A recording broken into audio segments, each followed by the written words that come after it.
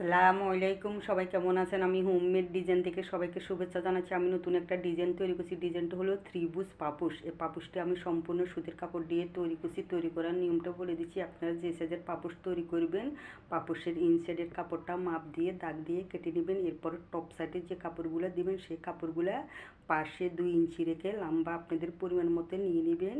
এরপরে দুটা কাপড়ের টপ সাইডে লম্বাতে বাদ দিয়ে পাপোশের 4 কোণার থেকে ক্রস করে সেলাই করে নেবেন। এরপরে ক্রসের 4টা গ্যাপ থাকবে, সেই গ্যাপে গ্যাপে আপনি বাকি কাপড়গুলোকে লম্বাতে টপ সাইডে বাদ দিয়ে একের পর এক সেলাই করে দিবেন। সেলাই শেষ হওয়ার পরে পাপোশের টপ সাইডে একটার পর এক সেলাই করে দিবেন মেশিন দিয়ে, এতে করে ফিনিশিং ভালো থাকবে।